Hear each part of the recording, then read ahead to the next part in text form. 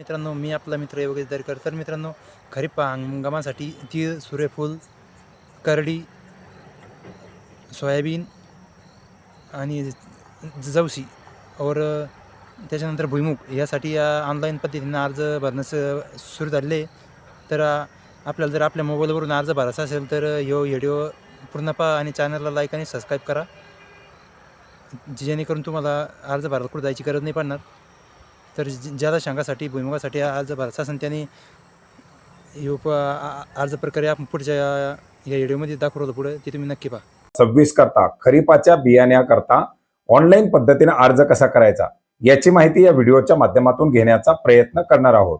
मित्रांनो, एकंदरीत राज्य शासनाच्या माध्यमातून या बियाण्याच्या अनुदानाकरता एक विहित कालावधी निश्चित केला जातो आणि या कालावधीमध्ये शेतकऱ्यांना अर्ज करण्याचं आवाहन केलं जातं. या कालावधीमध्ये अर्ज केलेल्या शेतकऱ्यांना प्रथम येणाऱ्यास प्रथम प्राधान्य या तत्वावरती बियाण्याच्या वितरणाचा लाभ दिला जातो. याच्यामध्ये सोयाबीन असेल किंवा इतरही बियाण्याचे पुढे लागवडीसाठी शेतकऱ्यांना अनुदान दिली जातात. याच्यामध्ये पीक प्रात्यक्षिकामध्ये शेतकऱ्यांच्या गटांना पीक प्रात्यक्षिकाचा लाभ दिला जातो आणि याच बाबीकरता ऑनलाईन पद्धतीने अर्ज कसा करायचा हेच आजच्या व्हिडिओच्या माध्यमातून पाहण्याचा प्रयत्न करणार आहोत. मित्रांनो, याच्यासाठी तुम्हाला महाडीबीटी फार्मर स्कीमच्या पोर्टलवरती यायचे. गुगलच्या माध्यमातून तुम्ही MahaDBT farmer log in search करू शकता. याची डायरेक्टली लिंक आपल्याला व्हिडिओच्या डिस्क्रिप्शन बॉक्समध्ये सुद्धा देण्यात आलेली आहे. या पोर्टलवरती आल्यानंतर पाहू शकता आपल्याला लॉग इन साठी ऑप्शन दिलेले आहेत. शेतकरी लॉग इन आणि गटाचं लॉग इन, आधार आधारित लॉग इन. आता याच्यामध्ये वैयक्तिक शेतकरी लॉग इन आणि गटाचं लॉग इन हे दोनच लॉग इन आपल्याला अर्ज करण्यासाठी करायचे आहेत. तर याच्यामधून आपल्याला वैयक्तिक शेतकरी म्हणून भरणार असाल तर फार्मर आयडी नंबर टाकल्यानंतर आपल्याला ओटीपी पाठवला जाईल. आलेला ओटीपी व्हेरीफाय करायचा, ओटीपी तपासावरती क्लिक करायचं, आपलं लॉग इन होणार आहे. आता हे लॉग इन झाल्यानंतर आपल्याला मुख्य पृष्ठावरती आपली माहिती दाखवली जाईल प्रोफाईलची.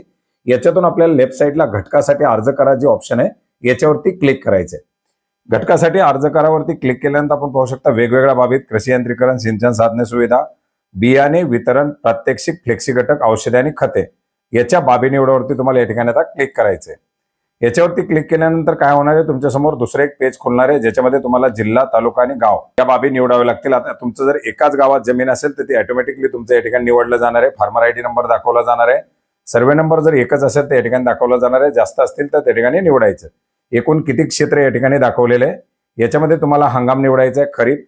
याच्यानंतर घटक येत आहेत प्रमाणित बियाणे वितरण, फ्लेक्सी घटक. आता याच्यामध्ये प्रमाणित बियाणे वितरणवरती आपल्याला क्लिक करायचंय.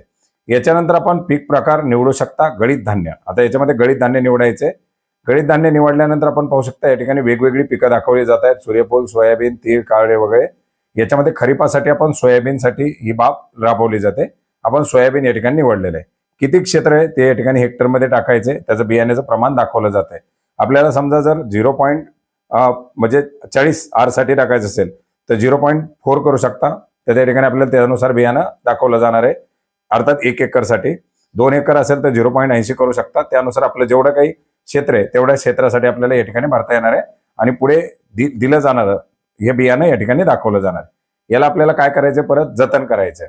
जतन करावरती क्लिक केल्यानंतर आपली ही बाब जतन होणार आहे. दुसरी बाब आपल्याला निवडायची आहे का, तर आपण येस करू शकता. नसेल तर नो करायचे. नो केल्यानंतर पुन्हा एकदा आपल्याला मेन मुख्य पृष्ठावरती रिडायरेक्ट केलं जाणार आहे, ज्याच्यामध्ये आपल्याला आता हा अर्ज आपला सादर झालेला नाही, अर्ज सादर करायचा आहे. अर्ज सादर करावरती क्लिक करायचंय. या ठिकाणी पुन्हा काही ऑप्शन सूचना दाखवल्या जातील, त्या वाचून ओके करायचे. या ठिकाणी खाली पहा आणि मेनूवर जा असं दाखवलेलं आहे. याच्यातील पहावरती क्लिक करायचे. पहावरती क्लिक केल्यानंतर आपण निवडलेली बाब काय आहे, तर या ठिकाणी दाखवलं जातंय सोयाबीनचं बियाणे वितरणमध्ये. याला आपल्याला अटी शर्ती ज्या आहेत त्या मला मान्य आहेत अशा प्रकारे टिक करायचं आणि अर्ज सादर करावरती क्लिक करायचं. आता तुम्ही यापूर्वी जर पेमेंट यावर्षीसाठी केलेलं असेल तर तुमचा अर्ज सक्सेसफुली सबमिट झालाय. जर पेमेंट केलेलं नसेल तर मात्र तुम्हाला 23 रुपये 60 पैशाचं पेमेंट करावं लागणार आहे आणि पेमेंट केल्यानंतर तुमचा हा अर्ज पूर्ण होणार आहे. आता आपलं पेमेंट पूर्वीच झालेलं असल्यामुळे आपला हा अर्ज डायरेक्टली सबमिट झालेला आहे. आपल्याला जे काही लागू केलेले घटक असतील, आपण अर्ज केलेल्या घटकामध्ये आपल्याला ही बाब या ठिकाणी दाखवली जाणार आहे.